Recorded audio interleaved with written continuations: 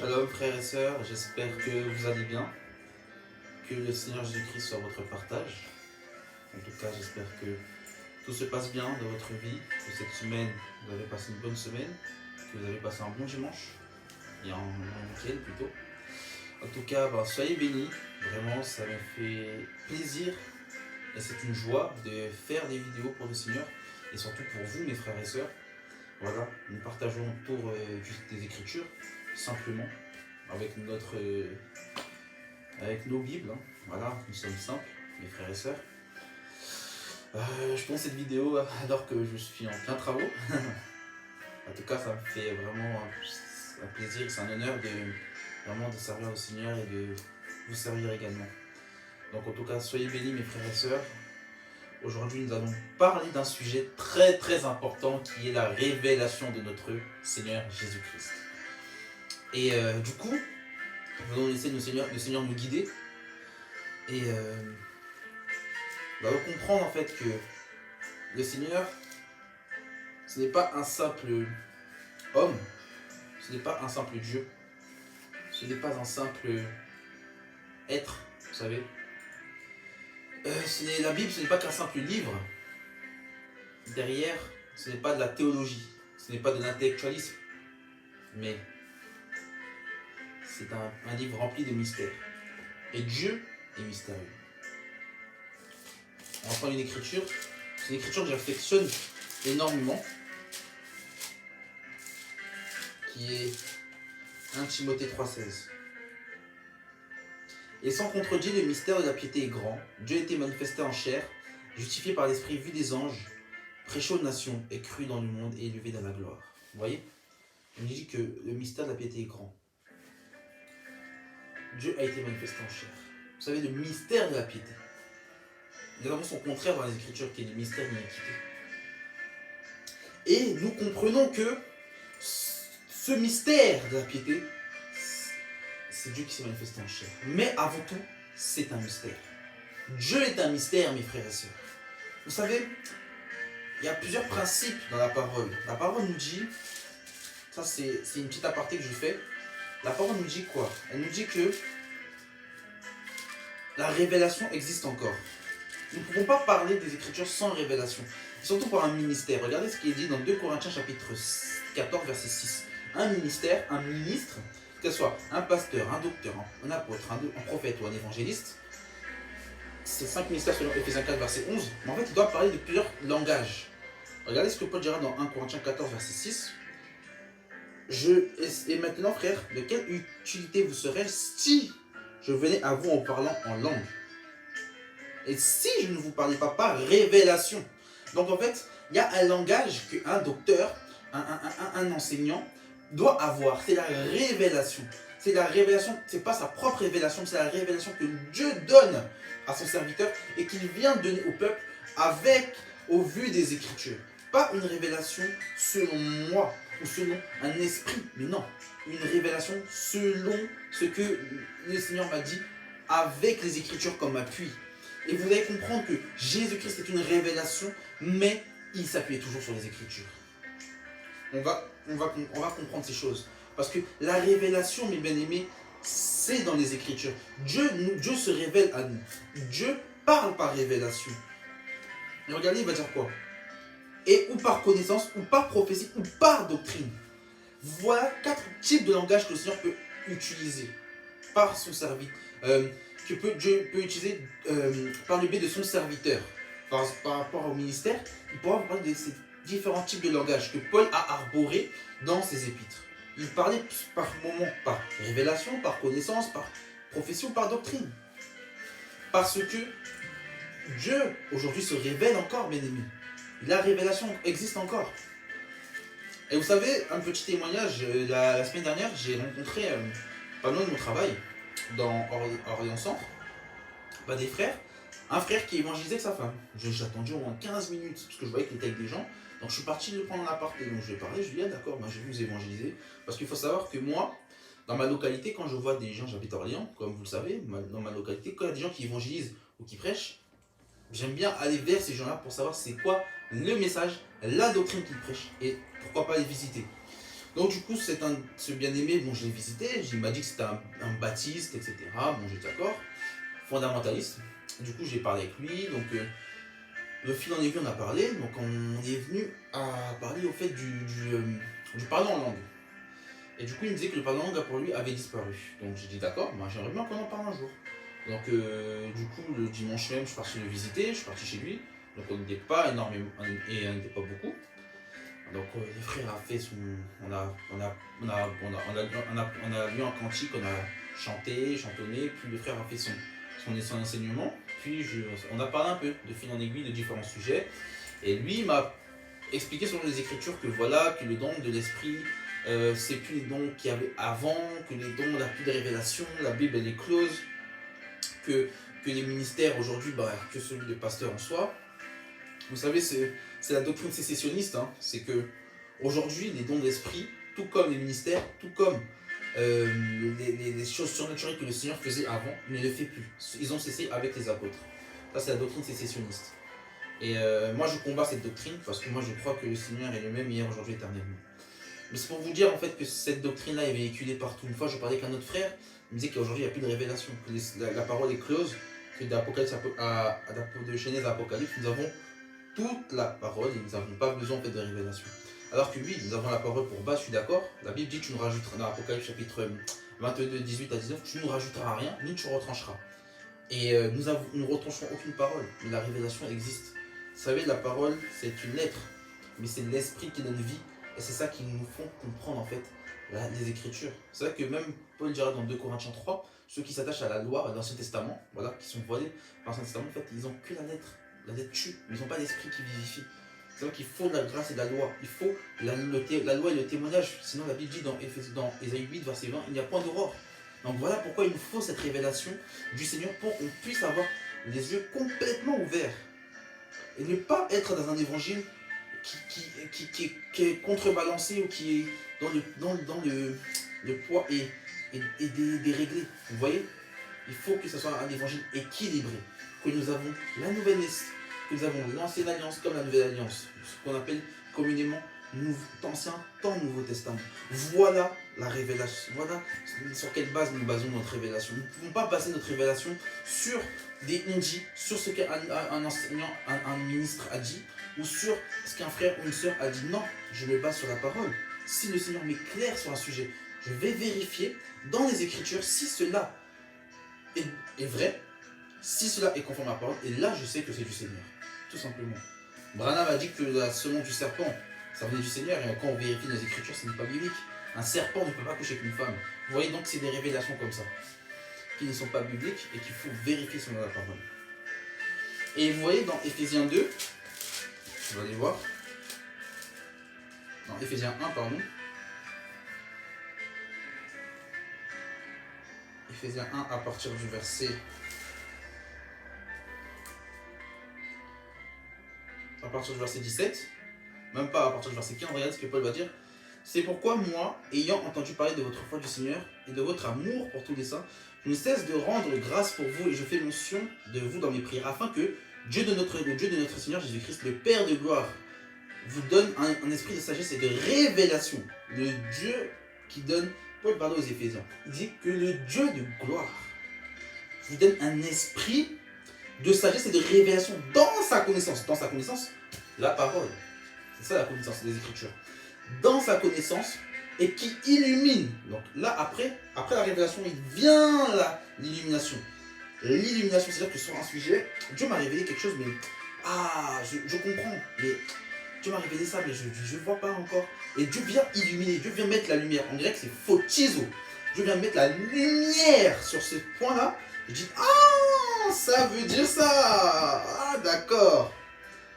Et il dit, qu'il illumine les yeux de votre cœur pour que vous sachiez quelle est l'espérance et la richesse de son appel et quelle est la richesse et la gloire de son héritage qu'il réserve aux saints. Voilà ce que Paul disait. Et je vais prendre une autre écriture dans le Proverbe qu'on comprenne que la révélation n'est pas quelque chose de mauvais, mais que la révélation est quelque chose de très important. Proverbe 29, au verset 18, il est dit: Quand il n'y a pas de révélation, le peuple est sans frein. Quand il n'y a pas de révélation, le peuple est sans frein. Il n'y a rien qui peut.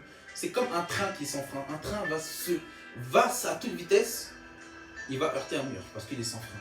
Mais par contre, quand il y a le frein, quand il y a la révélation, on sait que là, ce n'est pas bon. Quand les Israélites étaient partis dans le désert, parce qu'ils regrettaient l'Égypte, bien aimé, s'il n'y avait pas la révélation du Seigneur, ils allaient aller dans la fosse au lion. Ils allaient dans un gouffre. Mais c'est par la révélation, par le biais de la révélation que Dieu a donnée à son serviteur Moïse, que le peuple avait été dirigé jusqu'à la terre de Canaan malgré tout tâtonner, malgré les 40 années d'errance, parce que le peuple avait péché. Le peuple avait une cour raide. Le peuple était difficile. Mais ils ont pu quand même aller jusqu'en Terre Sainte, sous la prédication de Moïse. Donc, bien aimés, ils avaient la révélation. Et c'est vrai qu'il va dire quoi? Heureux celui qui s'attache à la loi. Vous voyez? Heureux, pardon, s'il observe la loi. Donc, on comprend qu'il y a la révélation, mais le socle de cette révélation, le sous-bassement de cette révélation, l'observation de cette révélation se base sur la loi, c'est-à-dire les Écritures. Bien aimé, c'est ça qu'on doit comprendre. Rien d'autre. C'est que si j'ai une révélation, je dois me baser que sur les Écritures. Que sur les Écritures. Et regardez ce que David va dire dans le psaume 119, au verset 130. La révélation de tes paroles est claire, elle donne de l'intelligence aux saints. La révélation de tes paroles est claire. Dieu peut donner une parole, mais l'homme ne comprend pas. Et c'est Dieu qui donne cette révélation pour que nous sommes éclairés. Photizo, bien aimé, illuminé. Éclairer, illuminer, c'est un peu la même chose, c'est la lumière. Mettre en lumière quelque chose. Elle donne de l'intelligence. Or, la Bible nous dit quoi? 1 Jean 5, 20, c'est le Seigneur qui donne l'intelligence pour connaître ce qui est véritable. Et donne l'intelligence aux simples. Frères et sœurs, soyons simples. Soyons simples d'esprit, afin que le Dieu du ciel, le Dieu et Père de notre Seigneur Jésus-Christ, qu'il puisse, comme nous sommes comme des vases, nous sommes des entonnoirs, plutôt, j'aime bien ce terme-là, des entonnoirs, Dieu va disposer ce liquide en nous, il va faire descendre sa connaissance, cette révélation, cette lumière pour nous éclairer, frères et sœurs. Voilà pourquoi nous devons avoir la révélation du Seigneur Jésus-Christ. Et vous savez, celui qui n'a pas la révélation du Seigneur Jésus-Christ ne connaît pas le Seigneur Jésus-Christ. Et c'est pour ça qu'il faut avoir cette révélation, cette connaissance du Maître, pour savoir qui est le Maître, bien aimé. Cette révélation. Vous savez, dans les Écritures, Dieu va envoyer Moïse après avoir tué les Égyptiens. Il va fuir en fait en terre de Madjan. Mais Dieu va l'appeler. Dieu va l'appeler parce que tu peux fuir ton appel, mais sache que là où tu seras, Dieu te trouvera et Dieu t'appellera et tu vas le servir. Comme Jonas avait fui, mais Dieu l'a quand même trouvé. Dieu l'a quand même fait le servir. Tu ne peux pas échapper à Dieu.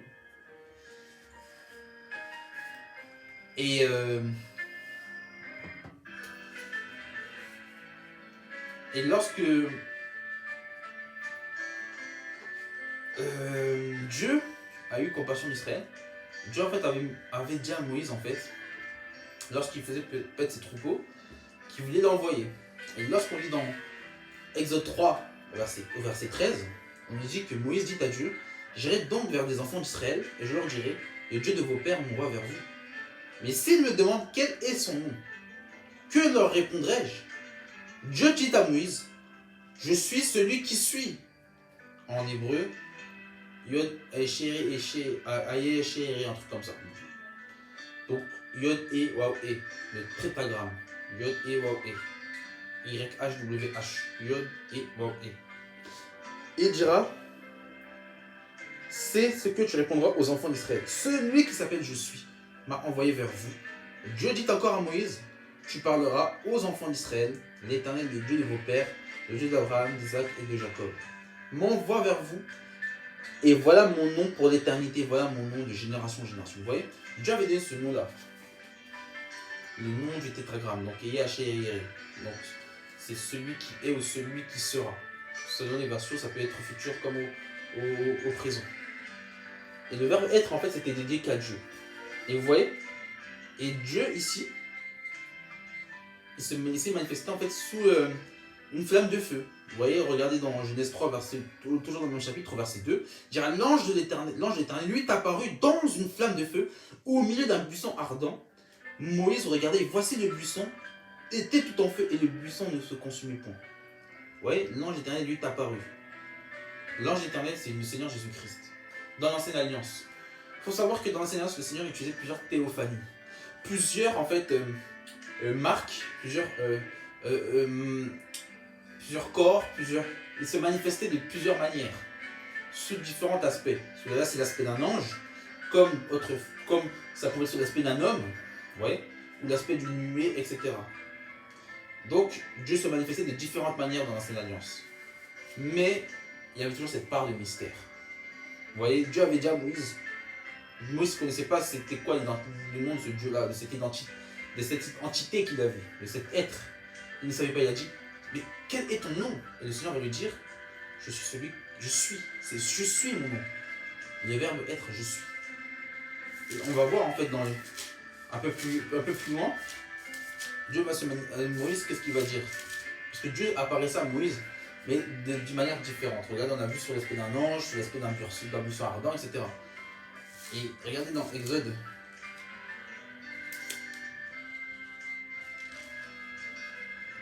35.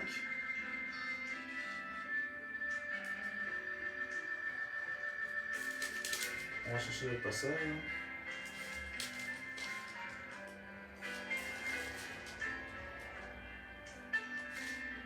Exode 36, je pense. Voilà. Moïse, si vous voulez voir la gloire de Dieu, il faut que je trouve le passage, mes frères et sœurs. Ok.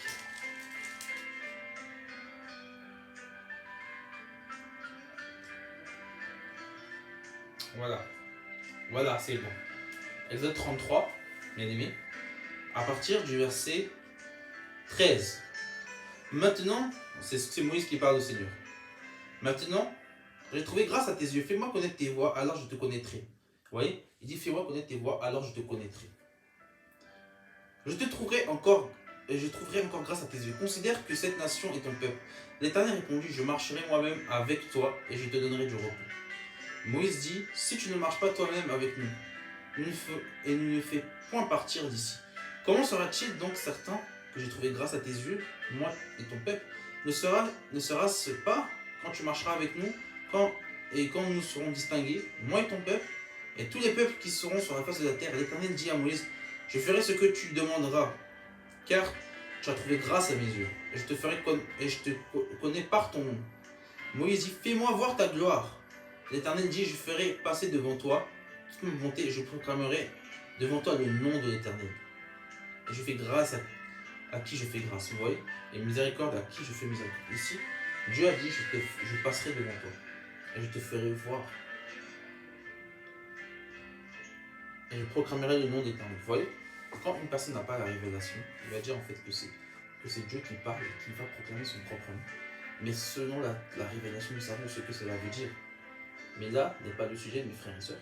Donc je clôture, je ferme. Un jour, nous parlerons de c'est l'Éternel qui proclame le nom de l'Éternel. Oh mon Dieu t'a loin. Toutes ces fois où Dieu parle, en fait, à la troisième personne du singulier.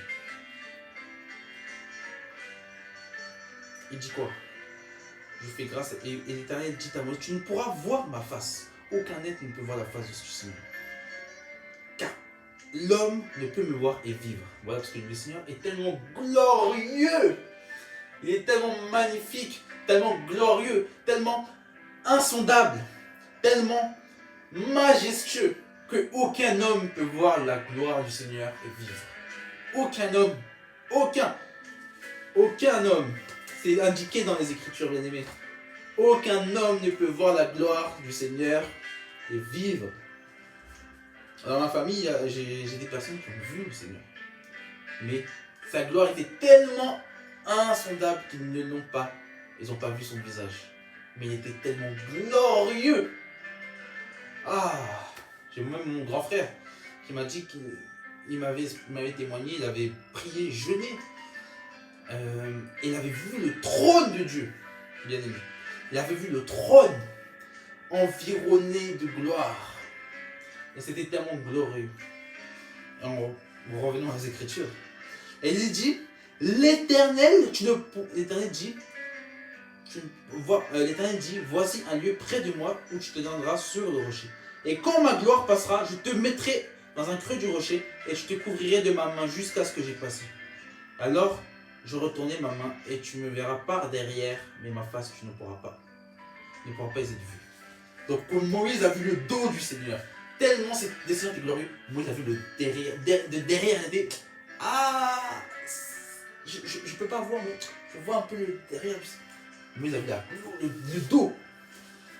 Moïse a vu le dos du Seigneur, mais ce qui était la face là, où il y a la gloire, il ne pouvait le voir.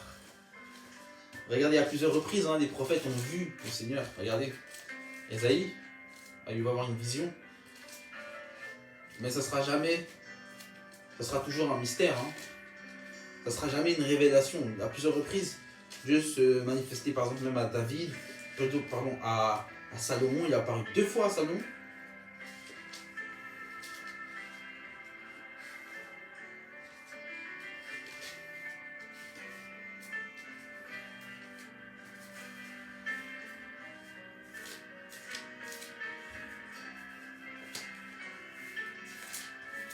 Voilà, ça, c'est ça qu'on aime, mes frères et sœurs. Cette révélation du Seigneur Jésus-Christ, du Maître.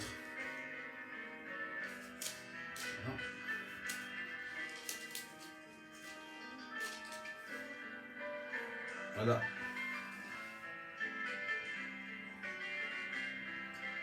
L'année de la mort, Ésaïe 6, verset 1. L'année de la mort du roi d'Ozias, je vis le Seigneur assis sur un trône très élevé et les pans de sa robe remplissaient le temple.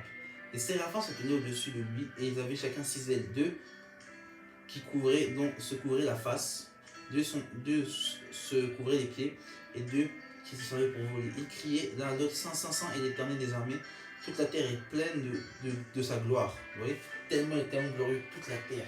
Il remplissait le temple. Le Seigneur est trop glorieux. Le Seigneur, sa gloire est tellement immense, même le soleil que nous ne pouvons pas regarder, nous ne pouvons pas regarder avec nos propres yeux, parce que ça pourrait nous brûler nos rétines. De même que le Seigneur, nous ne pouvons pas le voir, tellement il est tellement glorieux. C'est juste la création qui permet de voir la gloire de Dieu. C'est ce qui est physique qui nous permet de voir sa gloire, parce que sa gloire est même tant physique, tant spirituelle, est tellement insondable que l'homme ne peut vivre et voir sa gloire, parce qu'il est tellement incroyable, le Seigneur. Voir la gloire de Dieu, voir vous savez, juste la lumière déjà. Nous pouvons supporter la lumière par nos propres yeux qui sont charnels, mais voir la gloire du Seigneur, oh, à quelle plus forte raison nous pouvons supporter ceci. Et regardez ce que la Bible nous dit. Les portes furent ébranlées dans leur fondement par la voix qui retentissait, et la maison se remplit de fumée. Verset 15. Alors je disais, malheur à moi, je suis perdu car je suis un homme dont les lèvres sont impures. J'habite au milieu d'un peuple dont les lèvres sont impures, et mes yeux ont vu le roi, l'Éternel des armées. Vous voyez, il a vu le roi, l'Éternel des armées. Il disait, mais je vais mourir, c'est pas possible de voir cette gloire insondable. Mais l'un des séraphins vola vers moi, tenant à la main une pierre ardente qu'il avait prise sur l'autel avec des pincettes. Il toucha ma bouche et dit ceci, a touché tes lèvres, toute ton iniquité, ton péché est expié. Donc il avait été pardonné de son péché, parce qu'il avait mis le charbon ardent sur sa bouche. Vous avez vu, il a dit, je vais mourir. Parce qu'il a vu cette vision du Seigneur. Il a dit, je suis trop impur pour voir ce qui est pur. Je suis trop sale pour voir ce qui est saint. Je ne peux pas. Que l'Éternel me pardonne. Je suis sale. Mon peuple est sale. Mais le Seigneur vient. Alléluia. Hosanna. Alléluia. Que le Seigneur vient davantage. Et qu'il dépose ce charbon ardent sur nos lèvres et que ils nous disent ton iniquité est enlevée, ton péché est expié. Que le Seigneur nous fasse grâce, mes chers frères et sœurs. Oh, que le Maître nous fasse grâce, chers frères et sœurs. Oh Seigneur Jésus, fais-nous grâce encore, Seigneur, vraiment d'être expié, Seigneur, que tu touches nos lèvres, qu'on puisse avoir la bouche pure, Seigneur.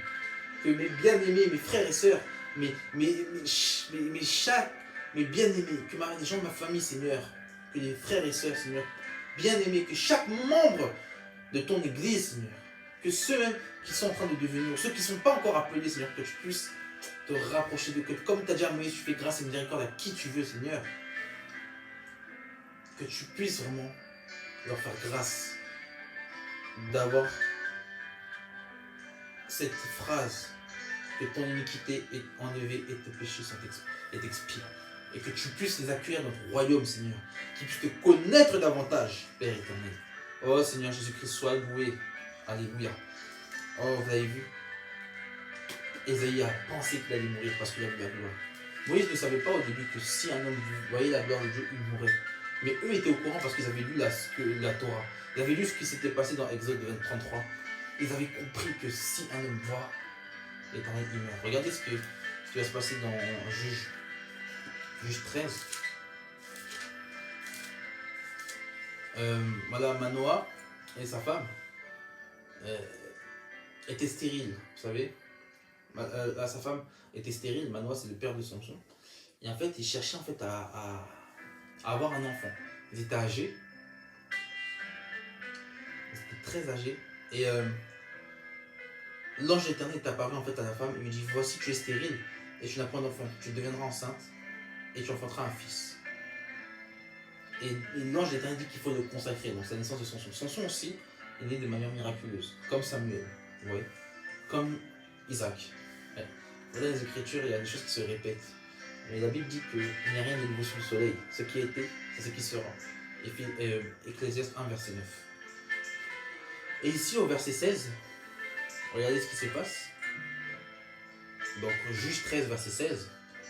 L'Éternel répondit à Manoah, comme tu me retiendrais, je ne mangerai pas de ton lait. Mais si tu veux faire un holocauste, tu l'offriras à l'Éternel. Manoah savait à quel point, ne savait pas que c'était un ange de l'Éternel. Mais dans d'autres traductions, c'est l'ange de l'Éternel, parce que c'est une manifestation du Seigneur.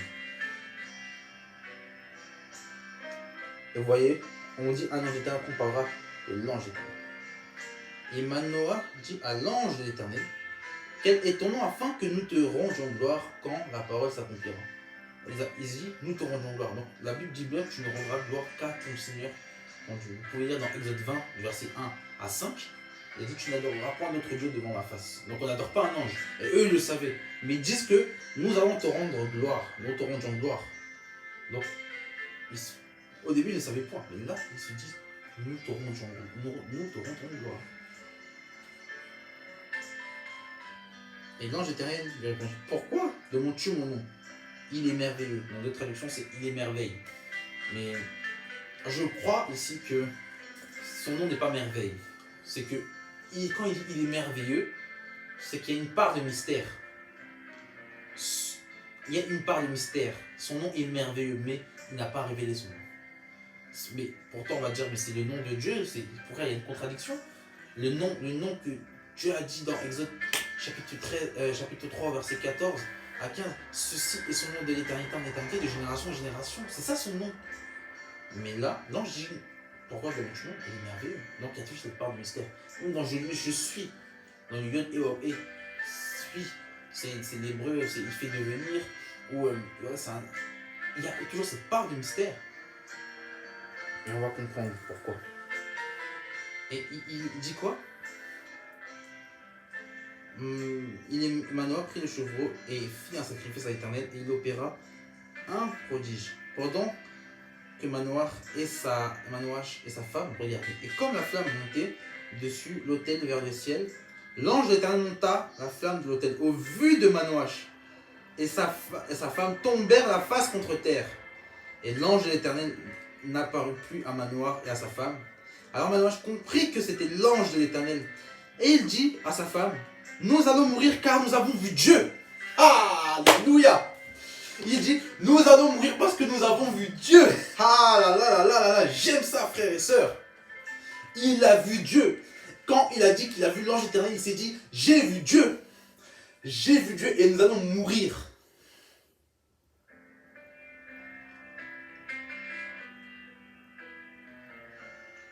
Hey!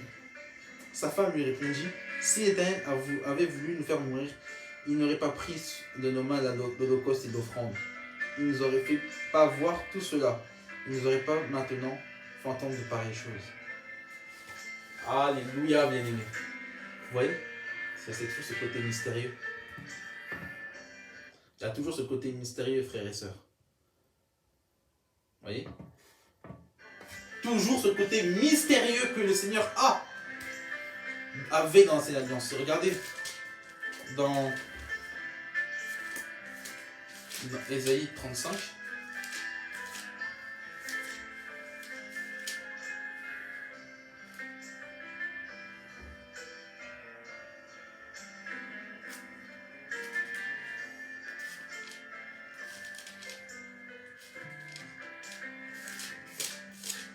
Ésaïe, pardon.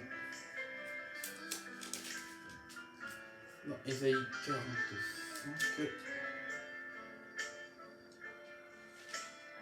Non, Ésaïe 45, pardon, verset 15. La Bible dit quoi? Mais tu es un Dieu qui te cache. Tu es sauveur d'Israël. Tu es un Dieu qui se cache. Dieu se cachait dans l'ancienne alliance. Regardez. Le Seigneur Jésus va venir. Et vous savez,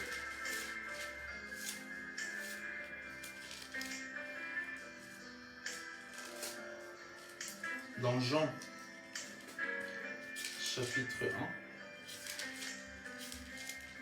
1, verset 18, Jean 1, verset 18, on nous dit, personne n'a jamais vu Dieu. Aucun homme ne pouvait voir Dieu et vivre. Personne n'a jamais vu Dieu. Dieu dans sa gloire, c'est ça qu'il veut dire. Personne n'a jamais vu Dieu. Si ce n'est que le Fils, dans ma version c'est Dieu le Fils, c'est des trinitaires qui l'ont fait, mais bon, on va dire le Fils, on va retirer la vision de Dieu le Fils. Le Fils unique, voilà. Dans d'autres, ça c'est Dieu le Fils unique, ou d'autres versions c'est étant le Fils unique, ou le Fils unique de Dieu, ou encore le seul engendré, donc ça dépend des versions. Dans la version d'Aigle, ils ont mis Dieu le Fils, ils ont choisi de promouvoir la Trinité, ce qui n'est pas biblique, mais c'est quand même une bonne traduction. Ne vous fiez pas à ce genre de choses, rien n'est parfait. Qui est dans le sein du Père. Donc le Seigneur Jésus-Christ était dans le sein du Père, et c'est lui qui l'a fait connaître. C'est le Seigneur Jésus-Christ qui vient révéler le Père. Mais regardez, avant d'expliquer, d'arriver dans... Vous voyez, et dans Matthieu chapitre 16, le Seigneur va... Dans Matthieu 16,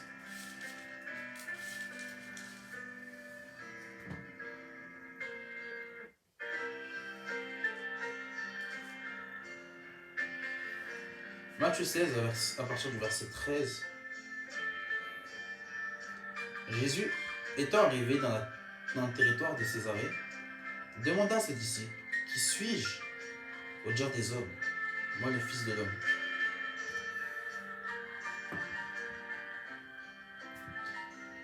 Ou dans la version seconde, dit, qui dit-on que je suis? Moi le Fils de l'homme. Et les disciples, ils répondirent, les uns disent que tu es Jean-Baptiste, les autres Élie, les autres Jérémie, ou l'un des prophètes. Et vous, leur dit-il, que dites-vous que je suis? Et Pierre, Simon Pierre, répondit, tu es le Christ, donc le Messie, le oint, le Fils du Dieu vivant. Jésus dit au verset 17, reprenant la parole, Tu es heureux, Simon, fils de Jonas, car ce n'est pas la chair et le sang qui t'ont révélé cela, mais c'est mon Père qui est dans les cieux. Et moi je te dis que tu es Pierre, et sur ce roc, Petra en grec, je bâtirai mon église et que les portes de ce jour ne reviendront point contre elle. Ah, j'aime ma traduction parce qu'ils ont pas dit sur cette pierre, mais sur ce roc. Ah, très intéressant.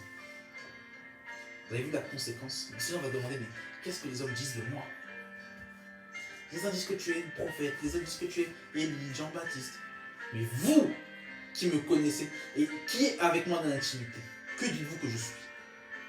Et pire, ce n'est pas de ça, de lui-même, mais de la révélation qu'il va recevoir du Seigneur, qui va descendre, qui va lui révéler, qui va lui illuminer, qui va lui l'éclairer. Tu es le Fils du Dieu vivant, c'est-à-dire que Dieu manifesté en chair. Le Seigneur Jésus. Et vous voyez, le Seigneur va bâtir son église sur des gens qui le connaissent. Si nous ne connaissons pas le Seigneur qui est un mystère, nous ne pourrons pas comprendre qui il est. C'est seulement ceux qui sont dans l'intimité qui connaissent le Maître. Regardez ce que Paul va dire. Dans Galates chapitre 1,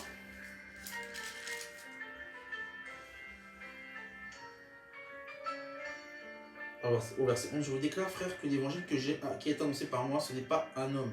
Quand je l'ai ni reçu ni appris d'un homme, mais par une révélation de Jésus-Christ.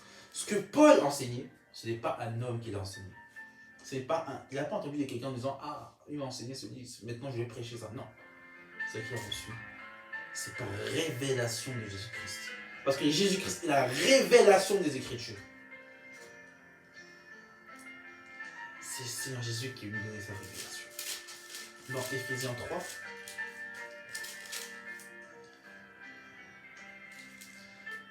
verset 1. À cause de cela, moi, Paul, prisonnier de Christ, pour vous, païens, si du moins vous avez appris comment j'ai fait part de la grâce de Dieu qui m'a été confiée en vous, c'est par révélation que j'ai connaissance du mystère sur lequel je viens d'écrire en peu de mots.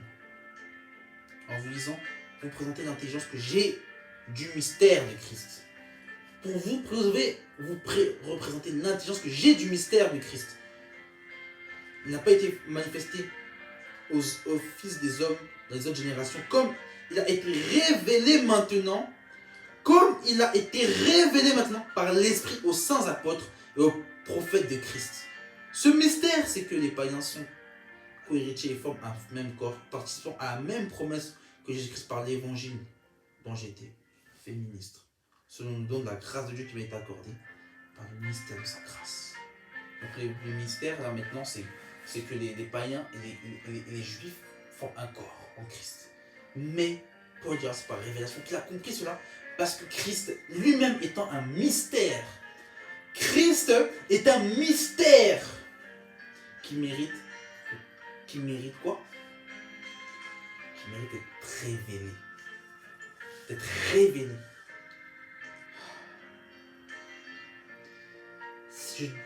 L'intelligence du mystère de Christ qui n'a pas été manifesté aux fils des hommes dans les autres générations, comme il a été révélé maintenant par l'Esprit aux saints apôtres et aux prophètes de Christ. Révélé, il a été révélé.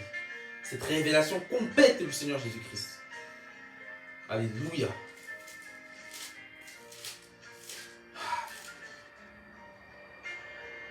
Cette révélation du Seigneur Jésus.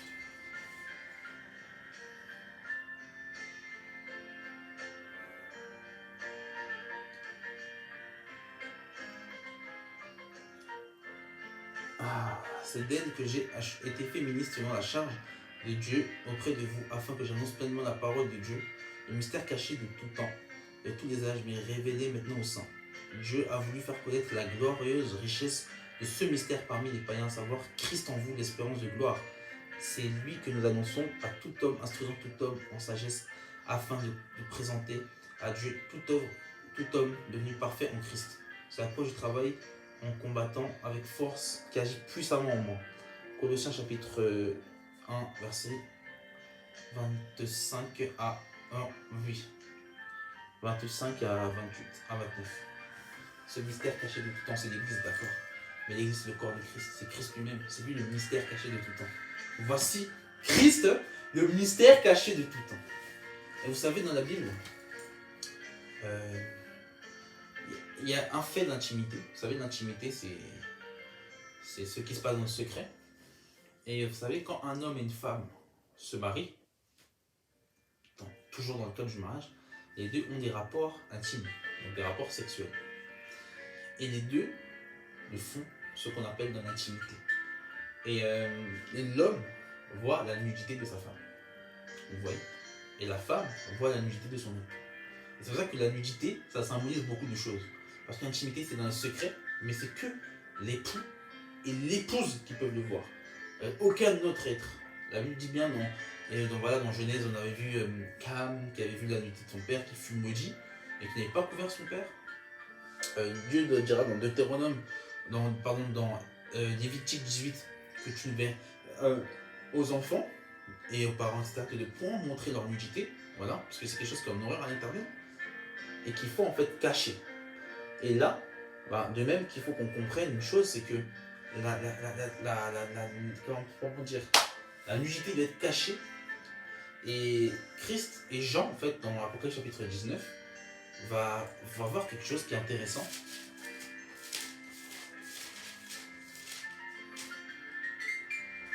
Apocalypse chapitre 19, à partir du verset 13, à partir du verset 11, puis je vis dans le ciel ouvert, et voici par un cheval blanc, et celui qui le montait s'appelait fidèle et véritable, et il juge le combat avec justice. Ses yeux étaient comme une flamme de feu, sur sa tête étaient plusieurs diadèmes, il avait un nom écrit que personne ne connaissait, c'est celui qui lui-même était revêtu d'un cheval blanc, teint de sang, et son nom était la parole de Dieu. Et les armées sont dans le ciel et le suivaient sur des chevaux blancs, revêtus d'un fin lin. Et de sa bouche sortait une épée aiguë pour frapper les nations, et il perdra de verges, et il foudra de la cuve de vin l'ardente colère de Dieu Tout-Puissant. Il avait sur son vêtement et sur sa cuisse un nom écrit Roi des rois et Seigneur des seigneurs. Et c'est là qui est intéressant, c'est que celui qui a reçu la révélation, on va lire dans un passage, c'est, on va lire Apocalypse chapitre 1, au verset 1. Révélation de Jésus-Christ. Donc, l'Apocalypse, c'est la révélation de Jésus. Rien d'autre. Que Dieu lui a donné pour montrer à ses serviteurs, les prophètes, qui doivent arriver bientôt, et qu'il a fait connaître par l'envoi de son ange à son serviteur Jean. Donc c'est à Jean qu'il a révélé l'Apocalypse. La Bible dit que le disciple que le Seigneur Jésus-Christ aima le plus, c'était Jean. Évidemment, le Seigneur l'aima, il pouvait se coucher sur son sein, donc c'est-à-dire sur sa poitrine comme ça. Lorsqu'il mangeait en fait la Pâque, vous savez, à Pâques, en fait, il y avait le plus jeune qui était à côté et le plus vieux après. Le plus jeune avait le droit de se mettre au bout de la table. Et c'est le plus jeune qui avait le droit de parler. Et lorsqu'on lit en fait Jean 13, Matthieu 26, etc., et ben on voit en fait que c'était Jean qui s'exprimait en fait. Et on comprend en fait que Jean avait une place spéciale pour le Seigneur. Et la chose qui est la plus expressive, c'est que dans Apocalypse chapitre 19, au verset 18, au verset 16, Jean va voir sa cuisse. Et il faut comprendre que la cuisse, c'est la nudité. La Bible dit que la cuisse commence à partir des jambes. La nudité commence à partir des jambes. Selon par exemple, Ésaïe chapitre 47.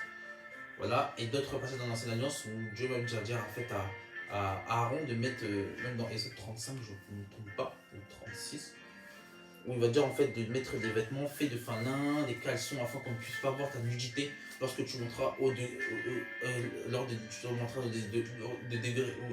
des degrés ou quelque chose comme ça. Je paraphrase, mais c'est un passage dans l'Ancienne Alliance dans Ésaïe 35 ou 36, si je ne me trompe pas, où Dieu va dire à Aaron de faire des caleçons faits de fin lin pour pas qu'on puisse voir sa nudité, malgré qu'il avait plusieurs robes. C'est ça qui équivoque, c'est que voilà. Et du coup, en fait, Jean, tellement il était dans une intimité avec le Seigneur, il a pu voir sa cuisse. Et voir ce qui est marqué sur sa cuisse. Donc, c'est pour dire en fait que Jean était dans une telle intimité, dans une telle révélation, qu'aucun apôtre, Certes, Paul a eu une grande place, mais ou même Pierre n'a pas eu cette révélation que Jean a eue. Cette révélation de l'Apocalypse, à mes yeux, ça c'est moi, je dis que c'est la plus belle révélation qui existe dans les Écritures. Et c'est ça que Jean a eu, cette révélation des choses de dernière. Vous voyez, quand le Seigneur se révèle à quelqu'un, tu ne peux rester le même. Paul, lorsqu'il a vu le Seigneur Jésus-Christ dans Acte 9, et il va le décrire dans Acte 26 aussi, quand il va parler au roi Agrippa, quand il va voir ça, il va dire, mais il ne pouvait pas voir la gloire qu'il y avait, cette colonne de feu qui s'est manifestée, cette colonne qui s'est manifestée. Il disait, je ne pouvais pas la voir. C'est pour ça qu'après il va voir, il va aller chez Ananias parce qu'il avait perdu les yeux, la vue. Et c'est qu'après Ananias va le prier, il va perdre les écailles. Il y avait des écailles, il avait perdu la vue parce que c'était insondable. C'est comme un homme qui regarde le soleil, il va perdre la vue parce que la gloire, la manifestation du soleil est incroyable. Mais le Seigneur, quand il se révèle, tu ne peux plus rester le même. Tu ne peux plus faire marche arrière. C'est pour ça que Dieu se révèle à ceux qui sont nés de nouveau, ceux qui ont son esprit. La Bible dit bien que quand Dieu se révèle à toi, c'est qu'il te donne son esprit. Dieu te donne son esprit. Dieu vient, il se révèle à toi. Et Dieu s'établit en toi. Il y a la vie de Dieu qui doit être en toi, qui doit s'établir. C'est l'espérance de Christ qui est en moi. C'est ce qu'on a lu dans Colossiens. C'est l'espérance de la gloire qui est en nous. C'est Christ qui est en nous. C'est la vie de Christ qui doit se manifester. Voilà la révélation de Christ. Oui, certes, cette révélation de qui il est, de son identité, ce mystère de la piété qui est grand. Dieu manifesté en chair, oui. Mais c'est la vie de Christ qui est en nous. C'est ça la révélation de Jésus-Christ. Cette révélation, ce n'est point intellectuel. Ce n'est point... c'est point la connaissance, mais c'est la vie. C'est vraiment la vie. Cette vie qui doit demeurer en nous. Donc, j'espère que vous allez bien aimer. J'espère que ça n'a pas été dur. C'est cette révélation que je prie que vous ayez. Cette révélation de la gloire du Fils. Cette révélation, ce mystère. Quel est ce mystère qui est Jésus-Christ? Ce Dieu manifesté en chair, qui est venu sur terre, qui est mort à la croix, qui s'est acquis l'Église au prix de son sang, comme il dit dans Acte 20, et qui est remonté dans la gloire, et qui reviendra chercher son Église et remonter son Église. Voilà, bien-aimé. Et il reviendra après régner avec son Église. Après 7 années de tribulation. Que le Seigneur vous bénisse. Shalom.